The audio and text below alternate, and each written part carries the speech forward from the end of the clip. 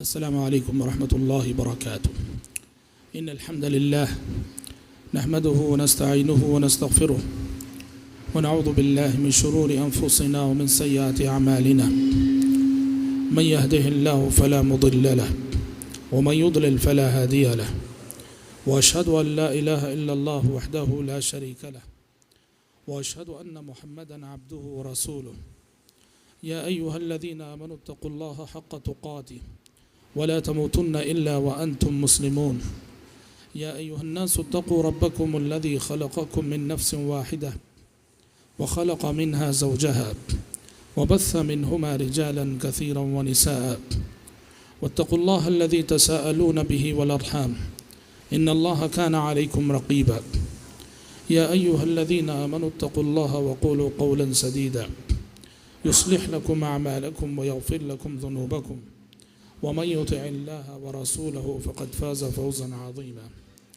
أما بعد فإن خير الحديث كتاب الله، وخير الهدي هدي محمد صلى الله عليه وسلم، وشر الأمور محدثاتها، وكل محدثة بدعة، وكل بدعة ضلالة، وكل ضلالة في النار.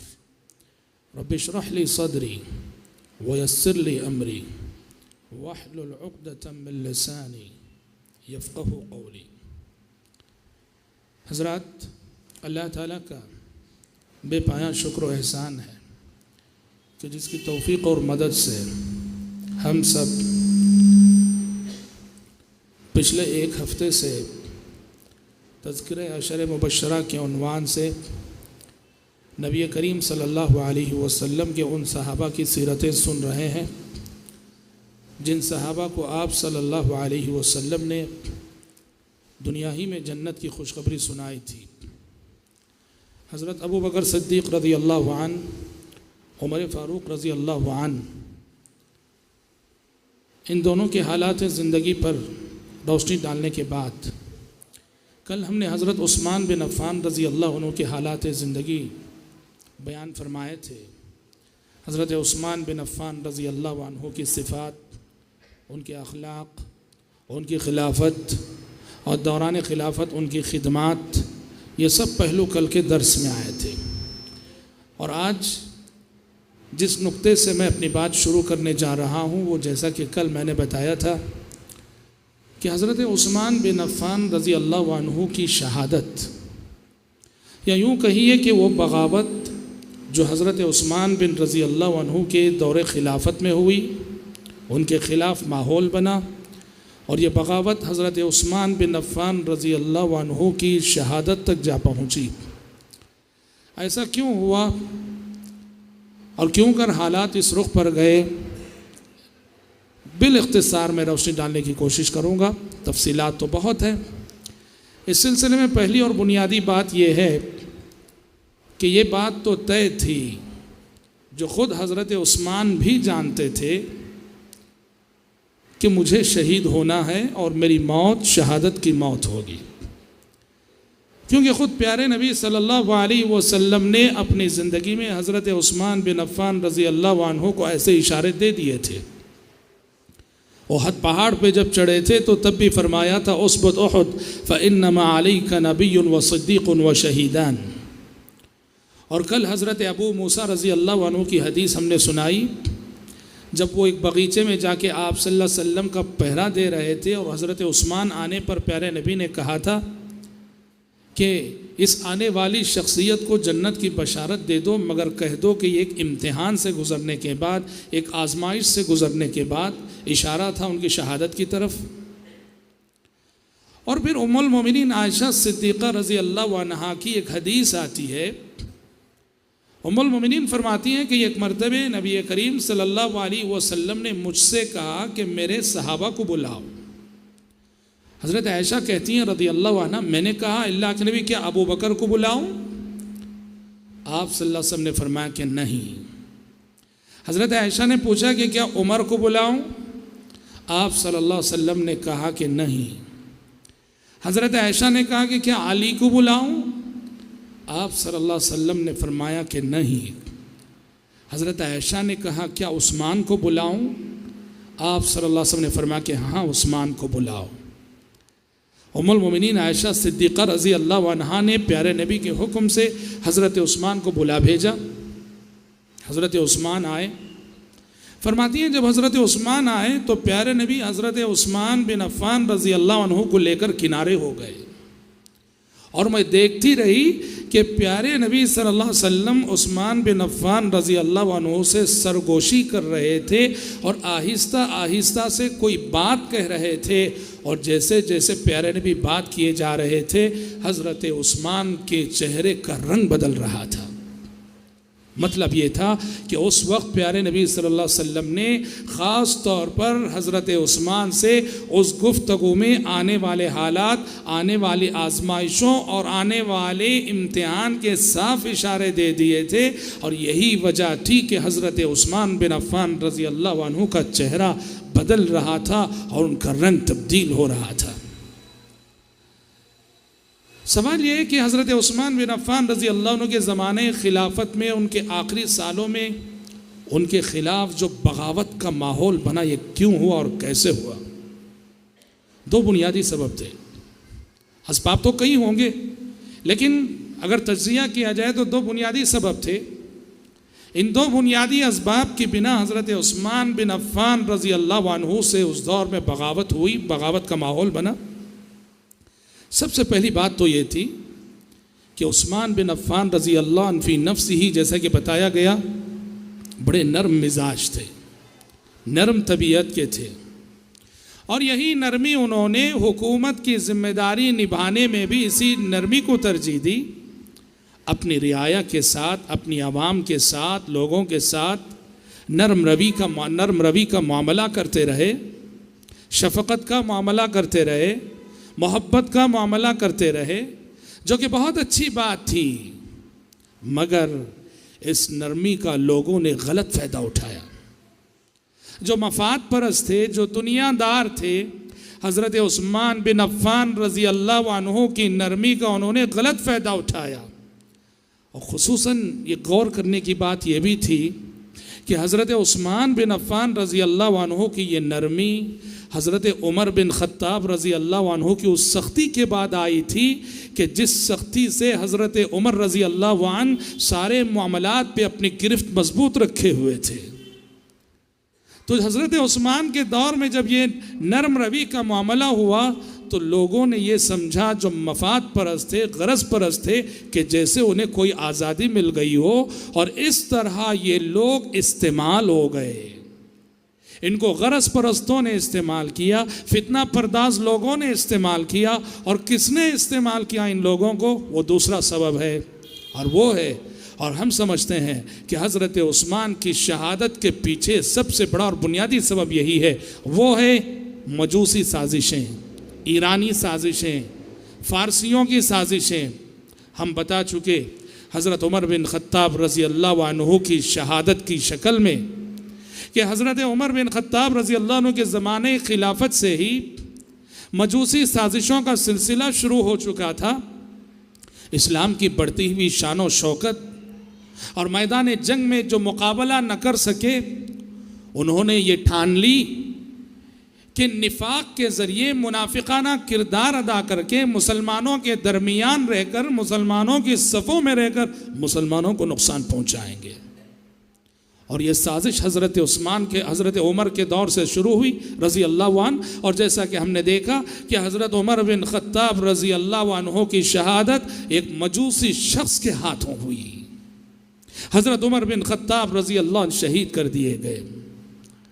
اور یہ سازش حضرت عثمان بن عفان رضی اللہ عنہ کے دور میں، اور اس کی جڑیں گہری ہو گئیں جب یمن کا ایک شخص جس کا نام تھا عبداللہ بن سبا، اس نے مسلمان ہونے کا ڈھونگ رچایا.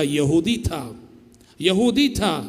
ایک منصوبے کے تحت، ایک پلان کے تحت اس نے اسلام و مسلمانوں کو نقصان پہنچانے کے لیے مدینہ آیا، اور مدینہ آ کر اس نے خود کو مسلمان بتایا، اور مسلمان بتا کر اس نے مسلمانوں کی صفوں میں مختلف قسم کے جدید نئے نظریات، نئے عقائد اور نئے افکار پھیلائے.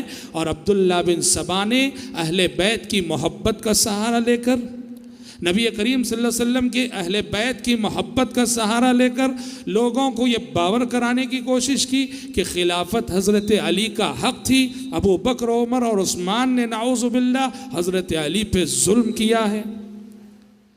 طرح طرح کے افکار اور نظریات اس نے پھیلانے شروع کیے، اور ان افکار اور نظریات کو لے کر وہ شہر شہر گھومتا تھا۔ کبھی شام جاتا، شام والوں نے اس کے قدم جمنے نہیں دیے، اس کو بھگا دیا، کوفہ گیا، بصرہ گیا، مصر گیا۔ کوفہ، بصرہ، مصر، یہاں جو ہے اسے ایسے لوگ مل گئے جو اس کے آلائے کار بن سکتے تھے، جنہیں وہ بخوبی استعمال کر سکتا تھا، اور اپنے برے مقاصد کے لیے جنہیں وہ یوز کر سکتا تھا۔ تو اس طرح عبداللہ بن سبا جو یہودی سازش کا ایک بنیادی کردار تھا، اس کی جڑیں اور اس کا فتنہ کوفہ، بصرہ اور مصر میں جو ہے جڑ پکڑ گیا، مضبوط ہو گیا، اور اس نے خلیفہ وقت حضرت عثمان بن عفان رضی اللہ عنہ کے سلسلے میں غلط اور جھوٹ موٹ کی شکایتیں کر کے عوام کا ذہن حضرت عثمان کے خلاف بنایا۔ یہاں اور ایک اور چیز ہوئی، ایک اور سازش کو بے نقاب کرنے والی ایک اور چیز یہ کہ کوفہ، بصرہ، مصر خطوط آتے تھے، جعلی خطوط کوفے والوں کو بصرہ والوں کی جانب سے خطوط آتے تھے، اور بصرہ والوں کو کوفے والوں کی جانب سے خطوط آتے تھے، مصر والوں کو حجاز والوں کے نام سے خطوط آتے تھے، اور ہر خط میں یہ رہتا کہ تم تو بڑے امن میں ہو، تم تو بڑے چین سے ہو، ہم پر بڑا ظلم ہو رہا ہے، یہاں حالات بہت ہی ناگفتہ ہیں۔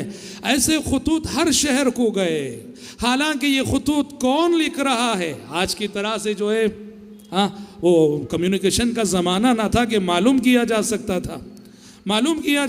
تھا، ایسا زمانہ تو نہ تھا، یہ وسائل نقل اور یہ وسائل اتصال نہ تھے۔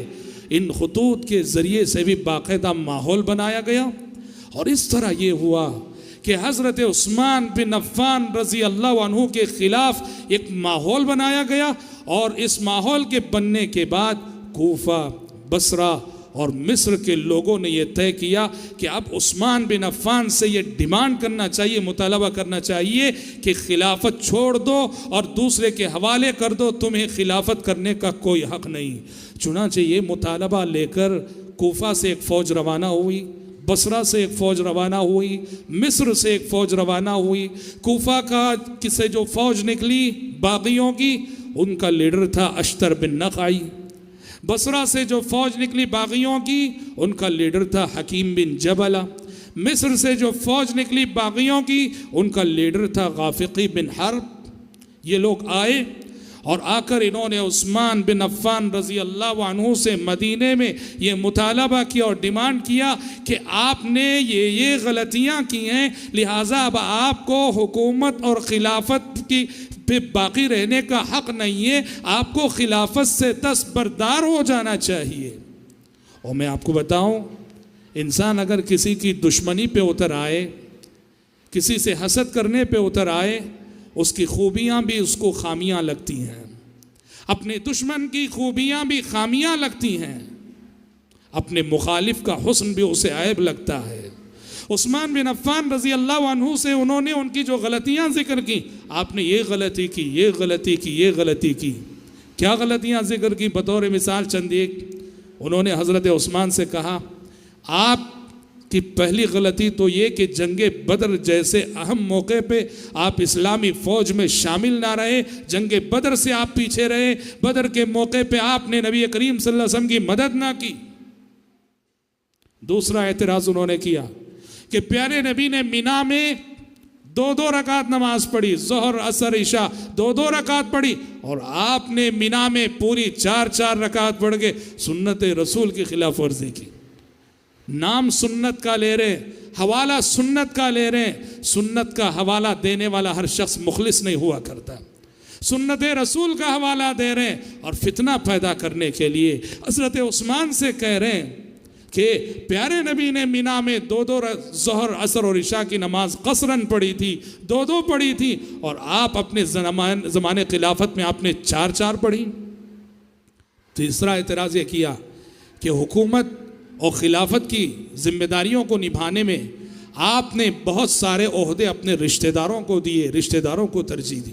ایسے اعتراضات عثمان بن عفان رضی اللہ عنہ نے ایک ایک کر کے جوابات دیے۔ کہا کہ لوگوں تمہیں معلوم ہے جہاں تک بدر میں میری غیر حاضری کا سوال ہے تو تم سب جانتے ہو کہ میری بیوی رقیہ جو پیارے نبی کی بیٹی تھی بیمار تھی، پیارے نبی نے خود مجھے اجازت دی تھی تیمار داری کے لیے، مجھے اپنی بیوی کی دیکھ بھال کرنی تھی، اس لیے میں غزوہ بدر میں پیچھے نہ رہ سکا۔ اور تم جانتے ہو کہ پیارے نبی نے جنگ بدر سے آنے کے بعد مال غنیمت میں باقاعدہ مجھے بھی حصہ دیا تھا، اس لیے کہ پیارے نبی جانتے تھے کہ میں ایک عذر کی وجہ سے پیچھے رہا ہوں۔ اور جہاں تک تم یہ کہتے ہو کہ مینا میں نے 4 رکعت پڑھی، اور یہ سچ ہے کہ حضرت عثمان بن عفان رضی اللہ عنہ نے مینا میں ظہر عصر اور عشاء کی نماز جو پیارے نبی 2 پڑھتے تھے حج میں، حضرت عثمان نے 4 پڑھی۔ حضرت عثمان جو 4 پڑھے اس کے 2 ریزن تھے۔ پہلا تو یہ کہ حضرت عثمان کے کافی رشتہ دار مینا میں تھے۔ حضرت عثمان نے یہ اجتہاد کیا کہ مینا یہ میری بستی ہے، یہ میرے گاؤں جیسا ہے، میں یہاں خود کو مسافر نہیں سمجھتا۔ لیکن اصل سبب جو تاریخی روایتوں سے معلوم ہوتا ہے جس کے لیے حضرت عثمان نے 4 رکعت پڑھی ظہر عصر و عشاء کی، وہ یہ حضرت عثمان کو پتہ چلا کہ پچھلے سالوں میں دوران حج بہت سارے بدو بھی آئے تھے دیہاتی، اور بدو جو ہے علم سے ناشنا ہوتے ہیں۔ حضرت عثمان نے جب اپنے زمانے خلافت میں شروع میں مینا میں ظہر عصر اور عشاء کی نماز 2 رکعت کر کے پڑھی، یہ بدو سمجھ بیٹھے کہ ظہر عصر اور عشاء سال بھر 2 رکعت پڑھنی ہے۔ یہ جب اپنے گاؤں گئے، اپنی بستی گئے، تو حضرت عثمان کو پتا چلا یہ سال بھر جو ہے 2 رکعت پڑھتے رہے، ظہر 2 رکعت، عصر 2 رکعت، عشاء 2 رکعت۔ حالانکہ حضرت عثمان یہاں سفر کی وجہ سے 2 رکعت پڑھے۔ حضرت عثمان کو جب یہ بات معلوم ہوئی تو حضرت عثمان بن عفان رضی اللہ عنہ نے یہ طے کیا، اچھا ایسے کم علم بدو بھی شامل رہتے ہیں حج میں، لہٰذا وہ غلط فہمی میں نہ مبتلا ہوں، اس لیے حضرت عثمان نے یہ طے کیا کہ میں مکمل 4 پڑھوں گا آئندہ سے۔ یہ جوابات دی حضرت عثمان نے۔ اور جہاں تک یہ اعتراض کہ حضرت عثمان نے اپنے رشتہ داروں کو ترجیح دی، تو حضرت عثمان نے اس کا بھی جواب دیا، اور یہ اعتراض بھی بے وزن تھا۔ یہ کوئی اعتراض، یہ کوئی اس کی بات نہیں کہ رشتہ دار کو کوئی عہدہ نہ دیا جائے۔ رشتہ دار اگر صلاحیت مند ہے، اس کے اندر اس عہدے کو سنبھالنے کی قابلیت ہے، اور اس کو خلیفہ وقت عہدہ دیتا ہے، اس میں کون سی غلطی ہے؟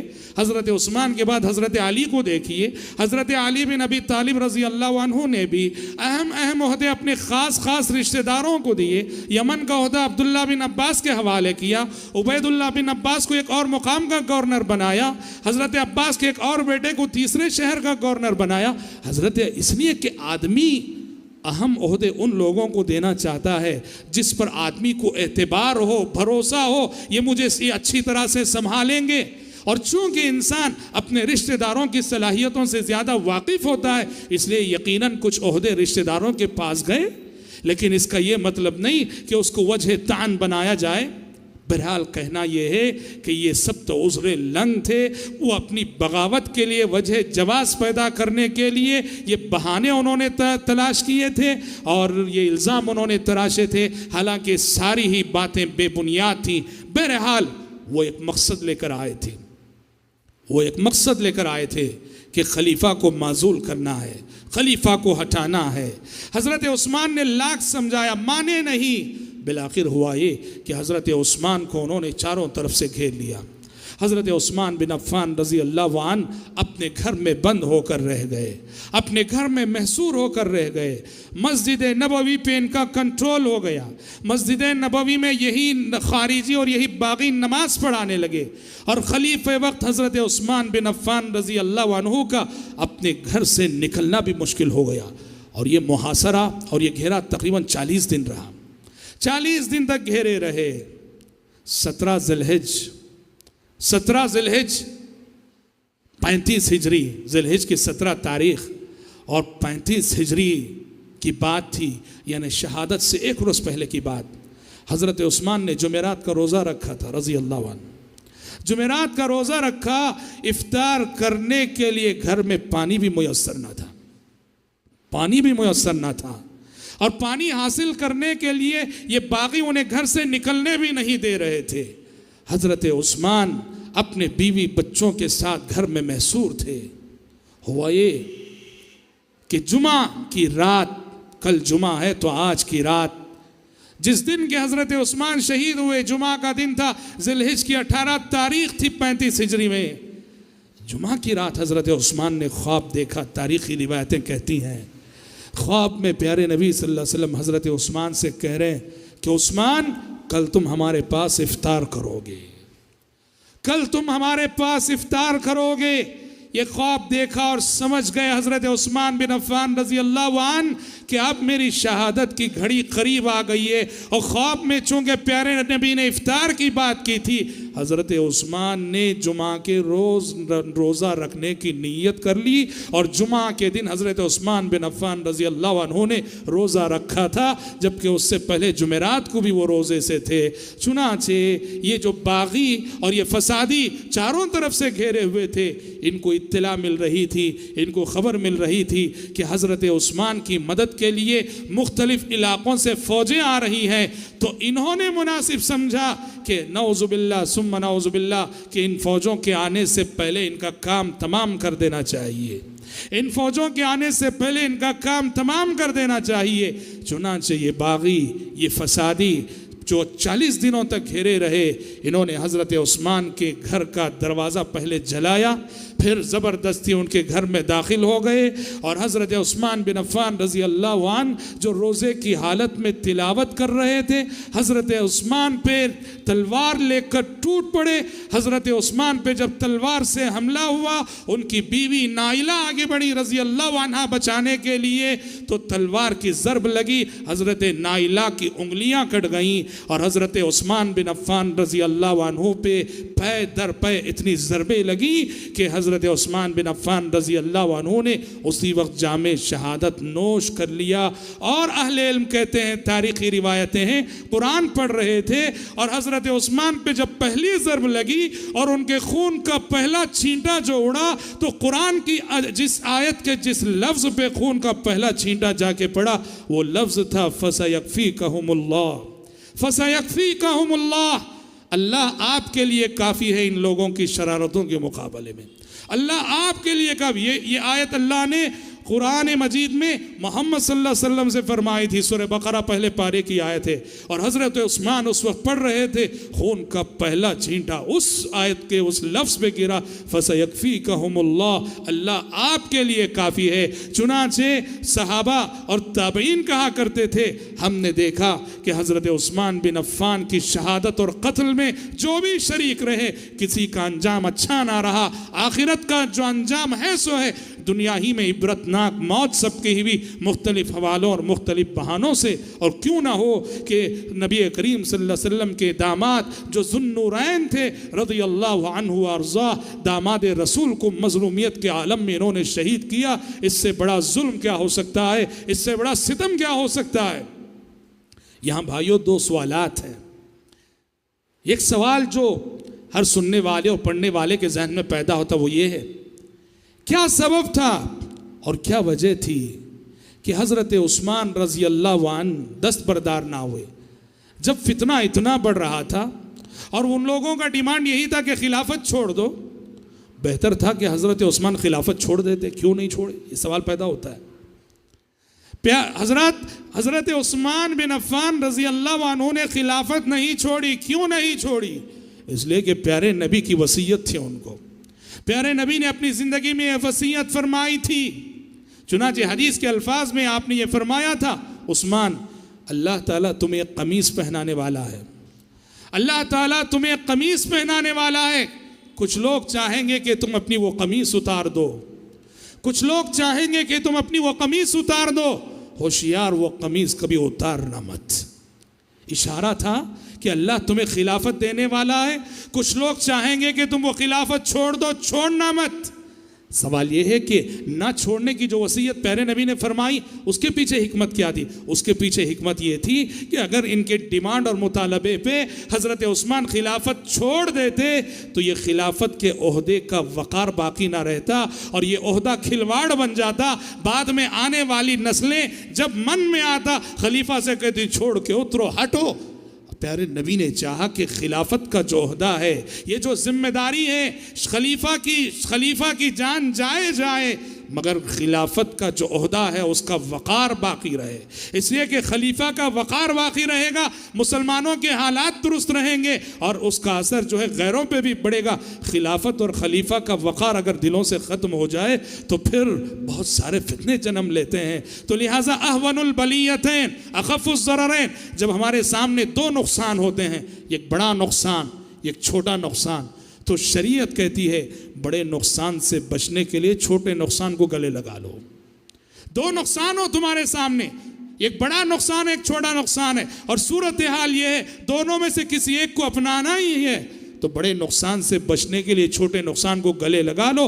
حضرت عثمان بن عفان رضی اللہ عنہ نے اسی حکمت عملی کے پیش نظر خلافت سے دستبردار ہونا گوارا نہ کیا، کیونکہ وصیت نبوی تھی.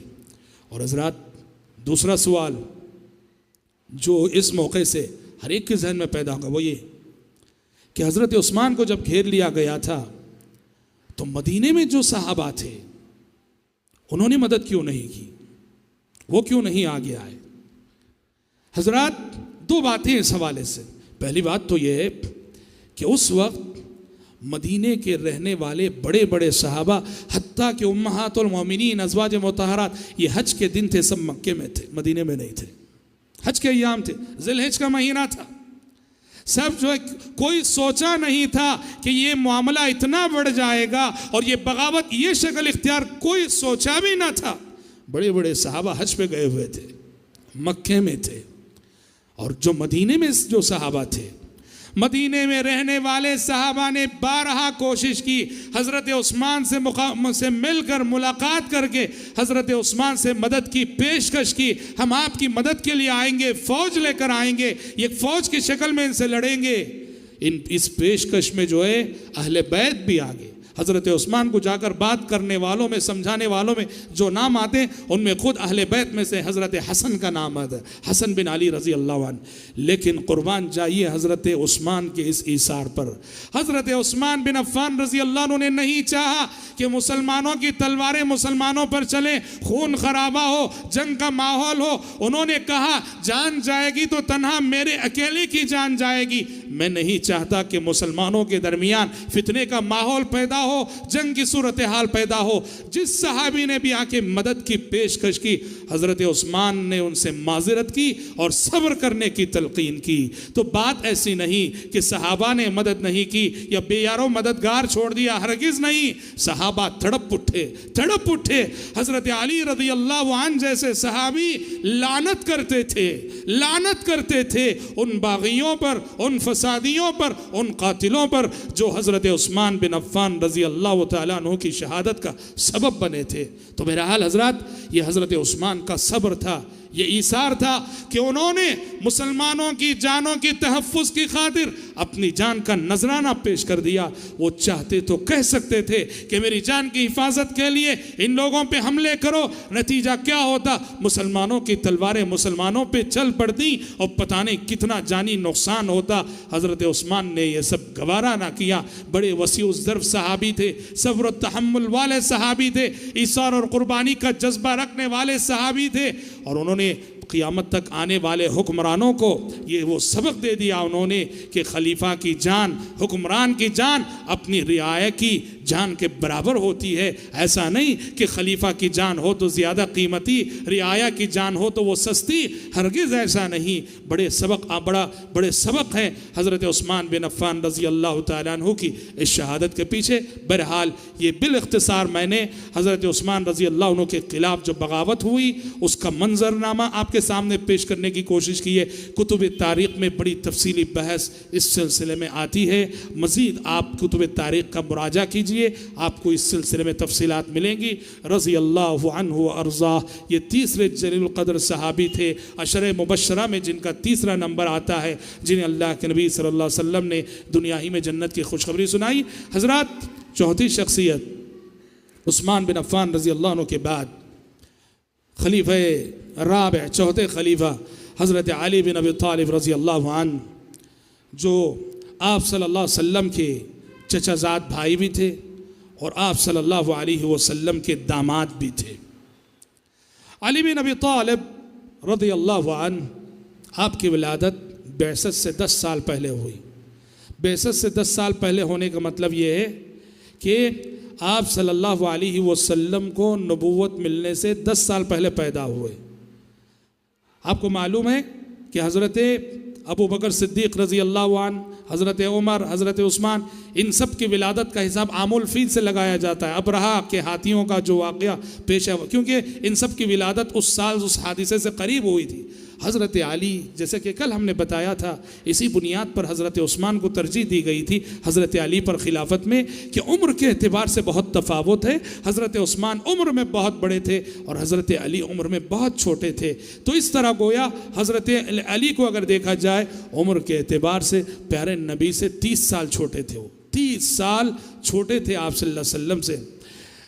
حضرت علی کی خوش نصیبی کہیے، سعادت مندی کہیے کہ علی بن ابی طالب رضی اللہ عنہ بچپن ہی سے پیارے نبی کی تربیت میں رہے. کیوں؟ اس لیے کہ علی رضی اللہ عنہ یہ ابو طالب کے بیٹے تھے اور ابو طالب پیارے نبی کے چچا تھے، اور ابو طالب کی اولاد زیادہ تھی، بچے زیادہ تھے، اور ابو طالب کی مالی حالت بہت کمزور تھی.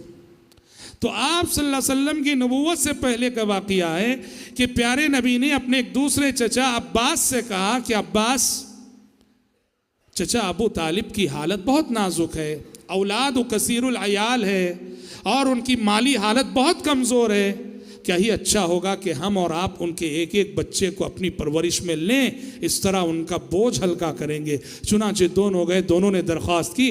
پیارے نبی نے اپنے چچا ابو طالب سے حضرت علی کو مانگ لیا اور حضرت عباس نے اپنے بھائی ابو طالب سے حضرت جعفر کو مانگ لیا. اس طرح حضرت علی بن ابی طالب رضی اللہ عنہ کو یہ اعزاز ملا کہ بچپن سے ہی پیارے نبی کی تربیت میں رہے، اور پیارے نبی کی تربیت میں رہے تو اس کا فائدہ یہ ہوا کہ جب پیارے نبی نے نبوت کا دعویٰ کیا تو سب سے پہلے ایمان لانے والوں میں حضرت علی کا نام آتا ہے کہ مورخین کہتے ہیں مردوں میں سب سے پہلے ابو بکر، عورتوں میں سب سے پہلے خدیجہ، غلاموں میں سب سے پہلے زید ابن حارثہ، اور بچوں میں سب سے پہلے علی بن ابی طالب ایمان لائے رضی اللہ عنہم اجمعین. اور ایمان لانے کے بعد بچپن ہی سے پیارے نبی کے مشن سے جڑ گئے، جو دعوت و تبلیغ کا مشن ہے. پیارے نبی کے مشن سے جڑ گئے، ایمان اسلام کی خدمت میں لگ گئے.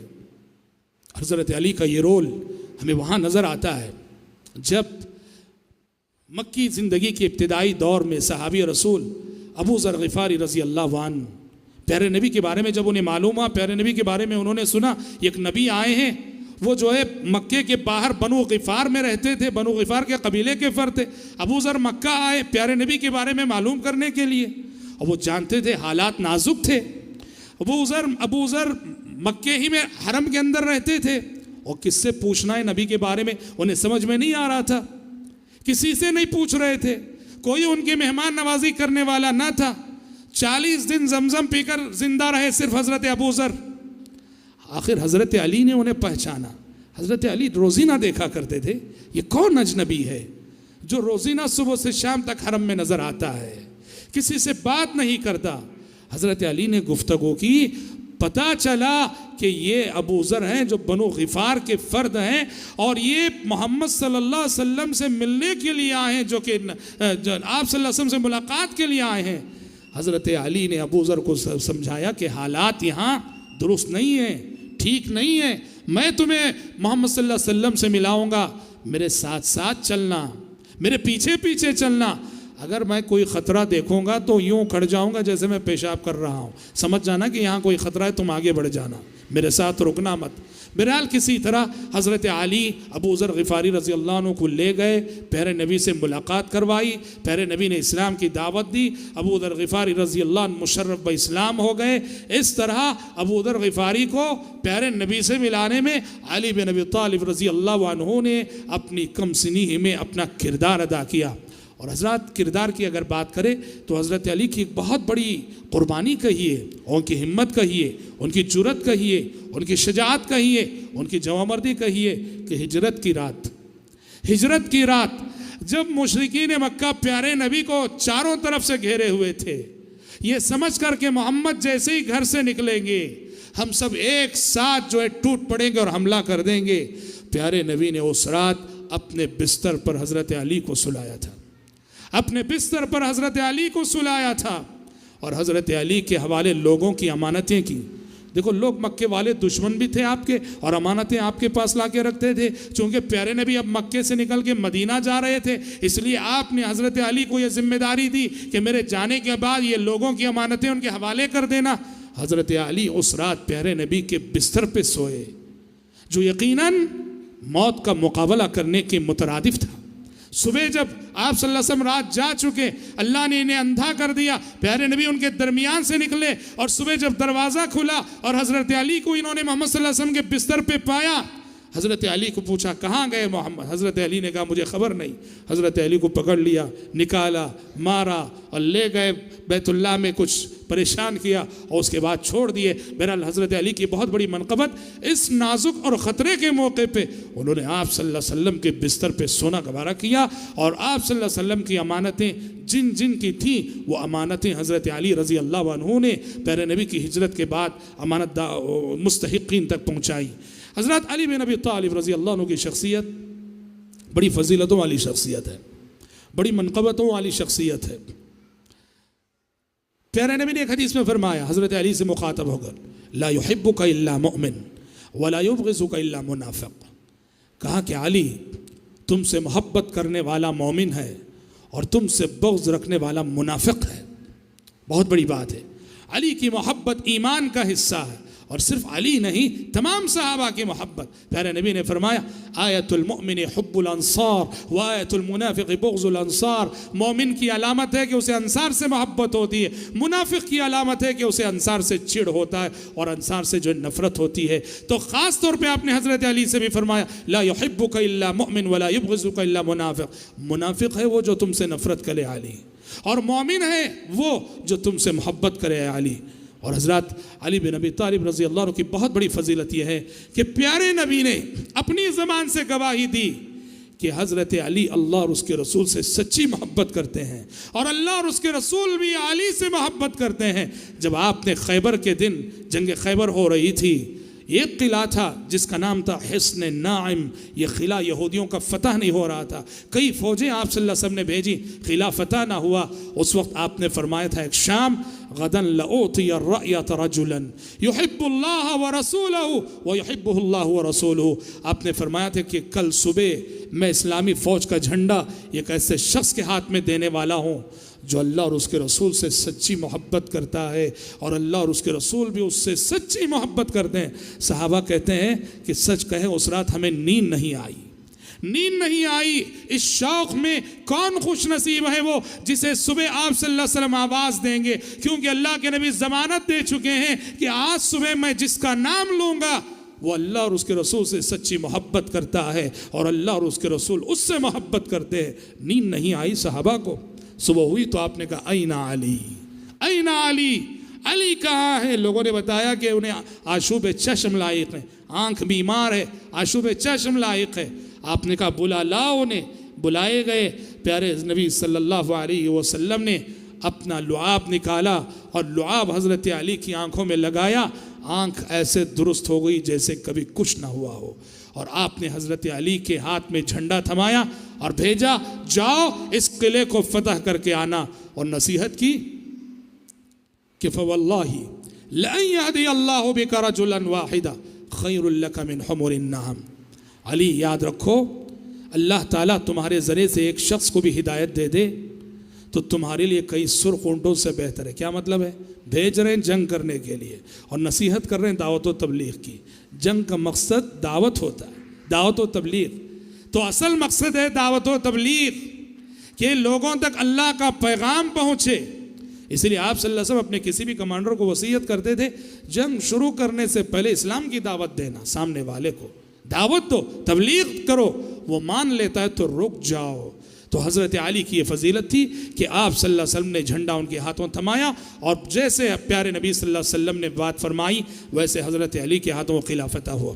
اور حضرت علی کی ایک فضیلت یہ بھی کہ تبوک کے موقع پہ پیارے نبی نے حضرت علی کو ہارون علیہ السلام سے تشبیہ دیتے ہوئے فرمایا اما ترضا ان تکون منی بمنزلت ہارون من موسیٰ. سب غزوہ تبوک کے لیے جا رہے تھے اور پیارے نبی کی عادت تھی جب آپ مدینے سے باہر جاتے مدینے میں کسی کو ذمہ داری دے کے جاتے نماز کی اور سارے معاملات کی. تبوک کے موقع پہ یہ ذمہ داری آپ نے حضرت علی کے حوالے کی. حضرت علی پیارے نبی کے ساتھ جانا چاہ رہے تھے.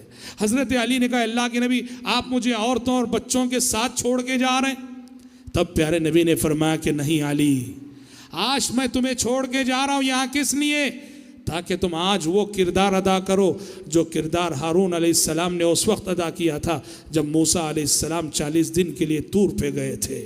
تو اپنی قوم کی ذمہ داری اپنے بھائی ہارون کے حوالے کر گئے تھے. ویسے ہی میں باہر جا رہا ہوں تو تمہیں سارے مدینے کو تمہارے حوالے کر کے جا رہا ہوں. اما ترضى ان تكون مني بمنزلة هارون من موسیٰ.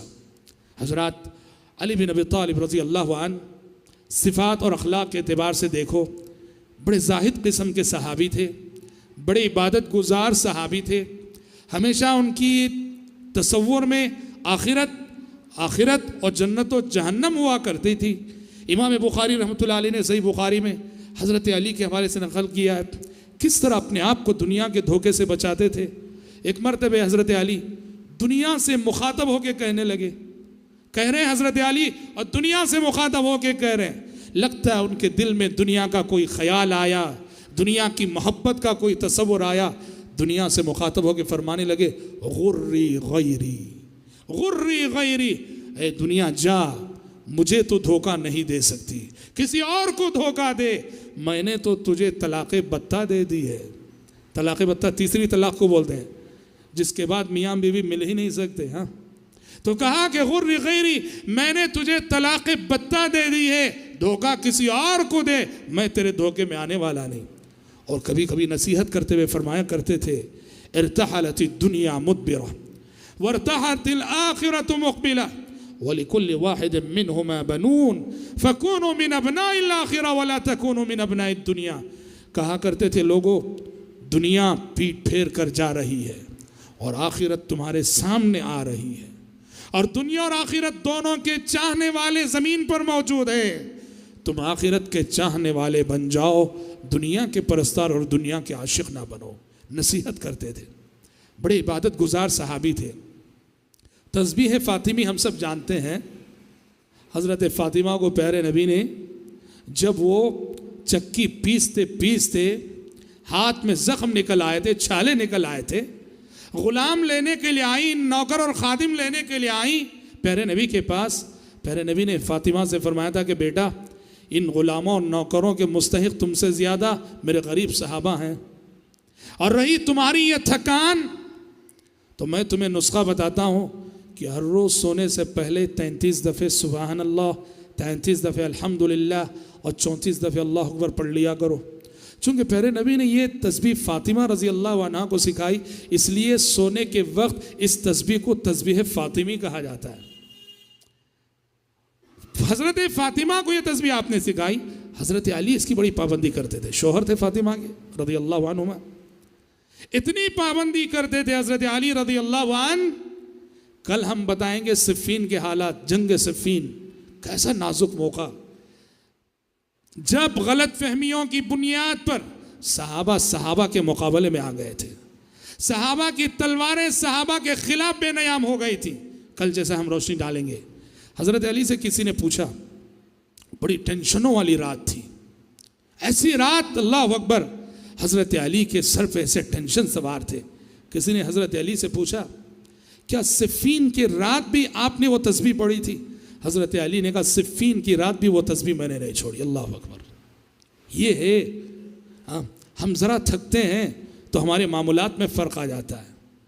صفین کی رات بھی حضرت علی رضی اللہ عنہ نے وہ تسبیح اور وہ مشغلہ اور وہ وظیفہ نہیں چھوڑا، وہ پڑھ کر ہی سوئے تھے رضی اللہ عنہ وارضاہ۔ عدل و انصاف حضرت علی رضی اللہ عنہ، ویسے تمام ہی صحابہ، لیکن چند نمونے خاص طور پہ عدل و انصاف کے حضرت علی کی زندگی میں ملتے ہیں، اور وہ بھی اس وقت کے جب وہ خلیفہ تھے۔ حضرت علی خلیفہ ہیں، وقت کے خلیفہ ہیں۔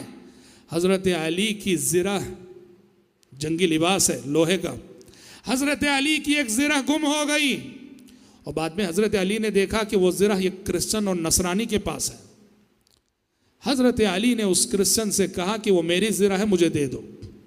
خلیفہ وقت ہے، معاملہ عدالت میں گیا، کورٹ میں گیا، اور حضرت علی کے دور میں قاضی تھے، قاضی شریح، جو اسلامی تاریخ کے ایک منفرد قاضی، جن کے فیصلے اپنی مثال آپ ہیں۔ وہ فیصلہ کرتے ہوئے کسی کے وقار کو خاطر میں نہیں لاتے تھے۔ قاضی شریح بیٹھے ہوئے ہیں، اور کون ہے مدعی؟ مدعا علی، مدعی علی بن ابی طالب رضی اللہ عنہ، مدعا علی کرسچن ہے۔ حضرت علی کا دعویٰ کیا ہے؟ دعویٰ یہ ہے کہ یہ زرہ جو اس کرسچن کے پاس ہے میری ہے۔ قاضی شریح نے اس کرسچن سے پوچھا، کہا کہ کس کی ہے زرہ؟ کرسچن نے کہا میری ہے۔ حضرت علی سے پوچھا، علی نے کہا میری ہے۔ اور شریعت کہتی ہے کہ جو مدعی ہوتا ہے اسے ثبوت دینا پڑتا ہے، البینۃ علی المدعی، جو مدعی ہوتا ہے اسے ثبوت دینا پڑتا ہے۔ اس اصول کے تحت قاضی نے حضرت علی سے کہا کہ آپ کا دعویٰ ہے کہ یہ زرہ آپ کی ہے، ثبوت لائیے۔ حضرت علی رضی اللہ عنہ، حضرت علی رضی اللہ عنہ، انہوں نے کہا کہ ایک ثبوت تو میرا بیٹا حسن ہے، اور دوسرا ثبوت میرا غلام قنبر ہے۔ قاضی شریح نے کہا قنبر کی شہادت تو مسلم ہے، گواہی مسلم ہے، لیکن آپ کے بیٹے حسن کی گواہی مسلم نہیں ہے، اس لیے کہ ہم نے آپ ہی سے سیکھا ہے کہ باپ کے حق میں بیٹے کی گواہی قبول نہیں کی جاتی۔ جب گواہی مکمل نہ ہوئی تو حضرت قاضی شریح نے فیصلہ کیا کہ چونکہ مدعی کے پاس نہ گواہی مکمل نہیں ہے، اس لیے یہ زرہ اسی نصرانی اور کرسچن کی ہے، اس کے حق میں فیصلہ ہو گئے۔ خلیفہ وقت ہے، عدالت سے محروم ہو کے جا رہے ہیں۔ اس فیصلے سے یہ کرسچن اتنا متاثر ہوا، 2 قدم پیچھے ہٹایا تھا، پھر لوٹ کر آیا اور قاضی شریح کے سامنے کھڑے ہو کے کہنے لگا اشہد ان لا الہ الا اللہ واشہد ان محمدًا عبدہ ورسولہ، کلمہ پڑھ کے مسلمان ہو گیا۔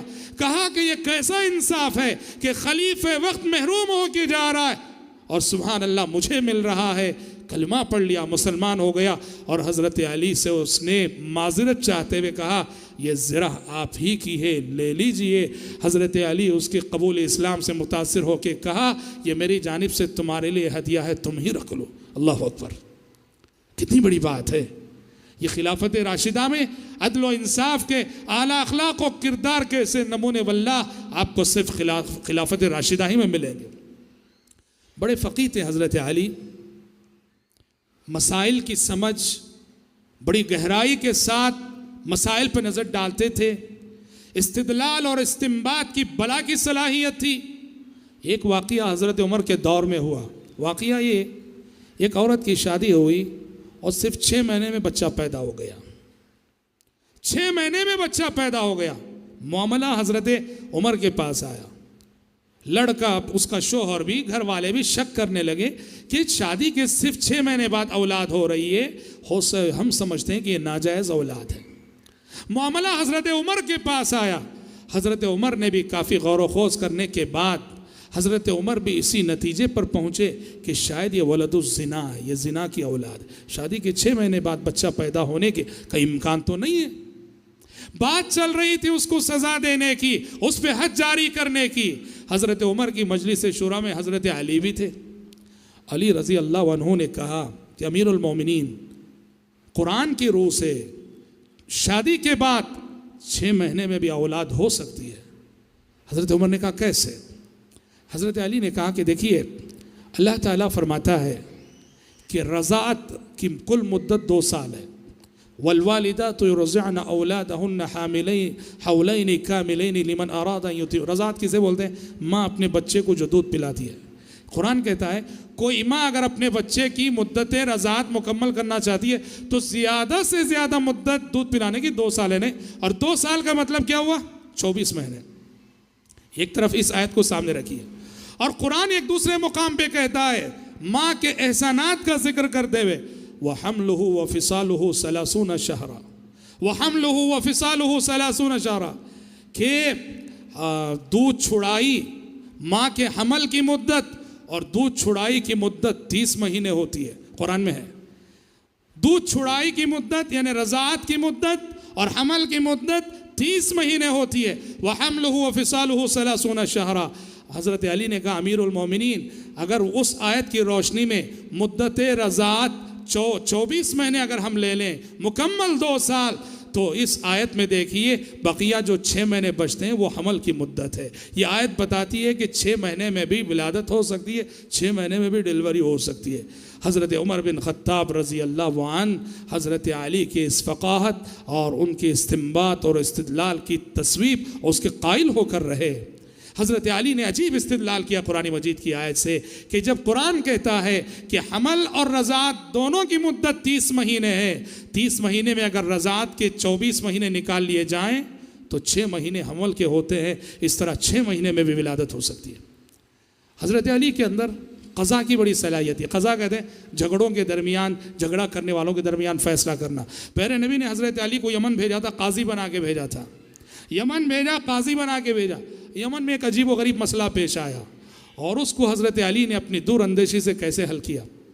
یمن میں ایک مسئلہ یہ پیش آیا کہ ایک علاقے میں کچھ لوگوں نے شیر کو پکڑنے کے لیے بہت بڑا گڑھا کھودا تھا اور شیر اس میں آ گرا. بہت بڑا گڑھا تھا, وہ شیر اس میں آ گرا اور لوگ شیر کو دیکھنے کے لیے جمع ہوئے. دیکھنے والوں میں سے اچانک ایک شخص گڑھے میں گر گیا اور گرتے ہوئے وہ تنہا نہیں گرا, جو بازو تھا اس کو پکڑا, وہ اس کے ساتھ وہ بھی گرا, وہ تیسرے کو پکڑا وہ بھی گرا, وہ چوتھے کو پکڑا, وہ 4 آدمی گر گئے گڑھے میں. شیر نیچے تھا, اس نے 4 کو زخمی کر دیا اور 4 انتقال کر گئے. حضرت علی کی خدمت میں مسئلہ آیا, 4 جانیں گئی. اب اسلام میں کسی کی بھی جان جاتی ہے اور کوئی سبب بنتا ہے تو یا تو قصاص ہو یا تو دیت ہو, بدلے میں اسے قتل کیا جائے یا دیت دی جائے. دیت کسے بولتے ہیں؟ خون بہا. ایک جان کی دیت اسلام میں 100 اونٹ. کوئی ناحق کسی کا قتل کر دے تو اگر مقتول کے رشتہ دار قاتل کو معاف کر دیتے ہیں تو ایسی صورت میں اس سے دیت لے سکتے ہیں وہ, اور دیت ہے 100 اونٹ. اب حضرت علی کی خدمت میں آیا مسئلہ, 4 جانیں گئی ہیں. حضرت علی نے اپنی دور اندیشی سے اس مسئلے کو حل کیا. حضرت علی نے سب سے پہلے یہ کیا کہ یہ جو 4 لوگ گر کر انتقال کیے ہیں ان سب سے پہلے تو ان کی دیت دینی چاہیے, اور دیت کی ذمہ داری ان لوگوں پر عائد ہوتی ہے جنہوں نے پبلک کے مقام پر اتنا بڑا گڑھا کھودا ہے. جن لوگوں نے یہ گڑھا کھودا ہے وہ ذمہ دار ہے, وہ قبیلے ذمہ دار ہیں, وہ دیت دیں گے ان 4 کی. اچھا کیسے دیں گے؟ کہا کہ وہ 4 دیتیں دیں گے. 4 قسم کی دیتیں. پہلے تو ربع الدیہ, دیت کا 1/4 حصہ, اور ایک ثلث الدیہ, دیت کا 1/3 حصہ, اور ایک نصف الدیہ, آدھی دیت, اور ایک کامل دیت مکمل. یعنی کیا مطلب؟ حضرت علی نے کہا جن لوگوں نے یہ گڑھا کھودا ہے ان قبیلے والوں کی ذمہ داری ہے 4 دیتیں وہ لا کے رکھیں یہاں. ایک دیت کا 1/4 حصہ, یعنی 1/4 حصے کا مطلب یہ اگر دیت 100 اونٹ ہے تو اس کا 1/4 حصہ 25 اونٹ. کہا کہ ایک 25 اونٹ کی دیت لاؤ. دوسرے کہا کہ ثلث الدیہ, 1/3 دیت, یعنی 100 میں 100 کو اگر 3 حصے کیے جائیں 33 اونٹ, تقریباً 33 اونٹ اور کچھ. کہا کہ ایک ثلث دیت, اور ایک نصف دیت, آدھی دیت 50 اونٹ, اور یہ کامل دیت 100 اونٹ. 4 دیتیں ان لوگوں پر ذمہ داری عائد کی, انہوں نے 4 دیتیں جو ہے لائی. کہا یہ جو ربعت دیا ہے 25 اونٹ, یہ دیت جائے گی جو سب سے پہلے گرا اس کے رشتہ داروں کو, اس کے وارثین کو. اس کی دیت میں 100 نہ اصل ہونا چاہیے, 70 پر 5 کیوں کم ہوئے؟ اس لیے کہ وہ اپنے بعد 3 لوگوں کے گرنے کا سبب بنا, 3 لوگوں کے گرنے کا سبب بنا, اس لیے 70 پر 5 اونٹ جو ہے اس کی دیت سے کٹ گئے. اور جو دوسرا شخص اس کو جو ہے یہ ثلث دیا, 1/3 33 اونٹ جائیں گے, اور اس کی دیت میں سے جو باقی 2 ثلث کٹیں کس لیے؟ اس لیے کہ وہ اپنے بعد 2 افراد کے جو ہے گرنے کا سبب بنا. اور جو تیسری دیت ہے 50 اونٹ, یہ تیسرے شخص کو جائے گی, اور اس کی دیت سے 50 اونٹ کیوں کم ہوئے؟ اس لیے کہ وہ اپنے بعد ایک شخص کے گرنے کا سبب بنا, ان کو پکڑا تھا. اور یہ جو مکمل 100 اونٹ کی دیت ہے, یہ آخری چوتھا شخص جو گرا تھا, یہ 100 اونٹ مکمل اس کو جائیں گے, اس لیے کہ وہ کسی کے گرنے کا سبب نہیں بنا, وہ کسی کو نہیں پکڑا. اس طرح حضرت علی بن ابی طالب رضی اللہ عنہ نے اپنی دور اندیشی, اپنے فراست سے اس مسئلے کو حل کر کے دکھایا. یمن میں جب وہ بحیثیت قاضی بھیجے گئے, حضرات علی بن ابی طالب رضی اللہ عنہ کی زندگی کے حوالے سے اور بہت ساری باتیں ہیں جو ہم انشاءاللہ تعالی کل کے درس میں آپ کے سامنے پیش کریں گے. اور خصوصاً حضرت علی رضی اللہ عنہ کے زمانے خلافت میں جو حادثات ہوئے اور جو فتنے پیدا ہوئے, وہ سب انشاءاللہ تعالی ان حالات پر ہم کل سیر حاصل بحث کریں گے. آج اسی پر اکتفا کرتے ہوئے اللہ تعالیٰ سے دعا کرتے ہیں کہ رب العالمین ہم سب کو, آپ سب کو صحیح معنوں میں حضرات صحابہ کرام رضوان اللہ علیہم اجمعین کے نقش قدم پر چلنے کی توفیق عطا فرمائے. آمین. وآخر دعوانا ان الحمد للہ رب العالمین.